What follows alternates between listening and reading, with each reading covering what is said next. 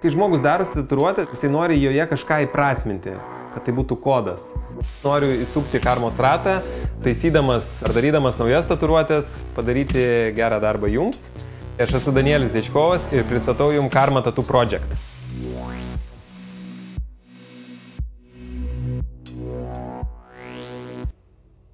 Šiandien bus projekto dalyvis, kurio vardas Tomas. Jo laiškas mane labiausiai užkabino tuom, kad jisai labai daug žino apie savo, sakykime, šaknis, apie savo senelį. Ir gal dėl to, kad aš nežinau apie savo senelius tiek daug, mane sužavėjo būtent taip aiškiai išdėstytos datos, mintis ir visą informaciją. Labas. Labas. Mano vardas Danielis. Mano vardas Tomas. Malonu. Man taip pat malonu. Kaip tu sekas? Gerai sekas. Kaip žinai, šiaulietis esu, tai teko iš Šiaulių atvažiuoti, teko anksti keltis, bet kartais anksti atsikelti yra labai gerai. Džiugiuosi. Sveikas atvykęs į Karma Tattoo Project. Skaičiau tavo laišką, labai jisai mane užkabino ir nekantrauju pradėti. Aš taip pat nekantrauju. Gerai, prašom, praeik. Aš esu Tomas, esu šiaulietis ir jeigu taip konkrečiai išreikšti, esu partizano anūkas. Visą gyvenimą gyvenu žinodamas, kad turėjau senelį partizaną, kuris kovojo už Lietuvos laisvę, kuris buvo ištremtas į Sibirą, bet aš niekada jo nemačiau. Žinau, kad po Ribbentropo-Molotovo pakto buvo apsisprendimas arba bėgti, arba susitaikyti su priespauda, arba trauktis į miškus. Kadangi senelis buvo patriotas, tai jis, aišku, savaime suprantama pasirinko trauktis į miškus. Kaip ir visi partizanai. Ginklas į rankas ir viskas. Nieko daugiau neliko ką daryti. Tai 41 metai, kai jis įstojo į partizanų gretas, gavo štampą slapyvardį.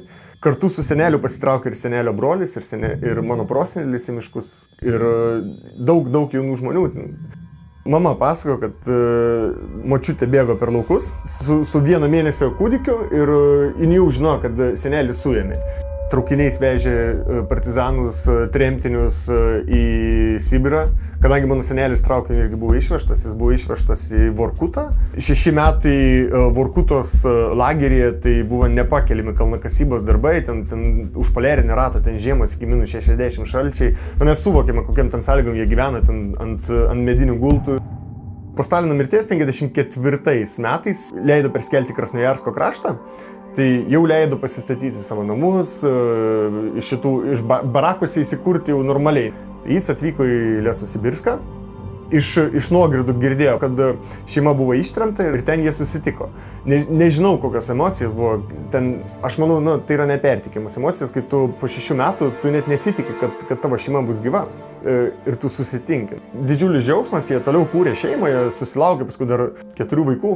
Visi lyg vieno grįžo į Lietuvą, tik senelis vienintelis negrįžo. Ir jam paskui pasakė, tu esi beteisis grįžti į Lietuvą ir viskas. Ir jis ten ir mirė. Tai va, Tomai, tai esmė visos tatuiruotės bus traukinys. Jisai simbolizuos tą sovietinę karo mašiną, tą represijų mašiną. Taip. Tada tavo senelio, koks ten slapyvardis buvo? Buvo štampas. Štampas. Va, žiūrėk, radau tokią nuo Lietuvos sukilėlių buhalterijos kažkokį paimtą štampą. Jo. Tik tai aš galvoju, kad nedėti to teksto, radau va tokią nuotrauką nuo, ką žinau, čia kažkoks paminklas skirtas sukilėliam ir čia yra labai geras toks logo mūsų troškimas tėvynės laisvė. O, labai gerai, labai gerai. Ir va čia galėtume įdėti, žinai, tas štampas toks krūvinas raudonas, žinai. Tada bėgius padarysim, kaip tokia laiko tėkmė, tą atstumą tarp Lietuvos ir Sibiro. Būtų jo, iš tikrųjų gerai, sakykim, 1920 metai, kai mano senelis gimė, paskiau 41 metai, kai įstojo į partizanų gretas ir gavo štampą slapyvardį, 48, kai jis suėmė ir išvežė į Vorkutos lagerį, 54 metais, kai jau, po Stalino mirties, kai jam leido į Lesosibirską grįžti, susitikti su šeima, tai irgi, manau, esminis jo gyvenimo įvykis, ir 75 metais jo mirtis. Ir kadangi partizanavimas, tai miškas, Lesosibirskas, nuo žodžio, tai padarysim tokį, kaip, tą baisų į mišką, kuris apgaubė, kuris pražudo žmonės. Gerai. Aš nenoriu, kad ta istorija būtų pamiršta, aš noriu, kad mano vaikas paklaustų apie savo prosenelį, nes jam jau vis tiek mažiau rūpės, jis jau yra kita karta, o mano anūkui tai gali būti iš vis jau nerūpės. Tai va, Tomai, galutinis variantas būtų toks. O, fantastika, labai gražiai. Tai yra tai, ką aš ir įsivaizdavau iš tikrųjų. Ir super. Tai bus black and grey stiliaus tatuiruotė. Aš stengiausi įdėti biškį trash polkos, tokia yra stilius akcentų, todėl bus black and grey plus raudona. Aš jaučiuosi toks paaukštintas, kad man bus garbė sukurti tatuiruotę dedikuotą būtent šiam žmogui.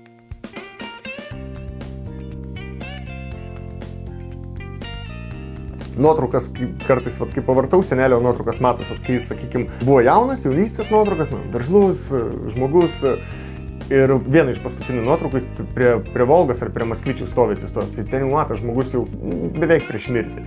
Ir taip, tada pagalvoju, taip suvoki, žmogus atidavė visą gyvenimą kovai.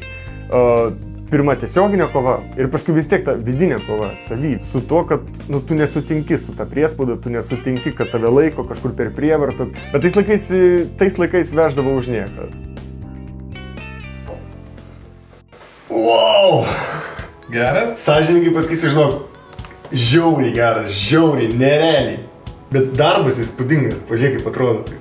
Man netgi trūksta žodžių, nežinau, man realiai trūksta žodžių. Visos detalės, viskas išpildyta. Žiauriai, didelis tau ačiū, Danieliu. Žiauriai tau ačiū. Fantastika, čia tai dalykas šis. Tatuiruotė visą gamybą užtruko 4,5 valandos. Ilgai užtruko, nes tatuiruotė tikrai didelė ir tikrai įspūdinga. Rezultatas gausi dar geresnis negu tikėjausi. Nu tai ką, ačiū tau, kad sudalyvavai, kad išsėdėjai 4,5 valandas, žinai, ne kiekvienas tiek sugeba, dar pirmą tatuiruotę, aš labai patenkintas rezultatu. Tiesą pasakius, net nepastebėjau, kaip praėjo tas laikas, tikiuosi ir tikiu, kad tai nėra mano paskutinė tatuiruotė. Super, gerai, tada tau sėkmės visame kame, tavo Dėkui tau. Ir iki pasimatymo. Iki. Tomas labai fainas, turi daug ką pasakyti, lengva su juo šnekėti, galima paliesti bet kurią temą, man šitą tatuiruotę labai patinka. Tik tais vienas niuansas tame, kad štampas yra raudonas ir tie garvežio dūmai, kurie irgi dabar yra raudoni, nes šviežiai padaryta, bet kai nugys, dūmai bus pilki, štampas iš raudonas ir atrodys super. Mes nusprendėme, kad norėsim datempti visą šitą serialą iki pat kalėdų, todėl kai kurios serijos tarpai bus gal ne 2 savaitės, kaip mes planavom iš pradžio, o bus 3. Tad kantrybės, chebra, viskas bus gerai.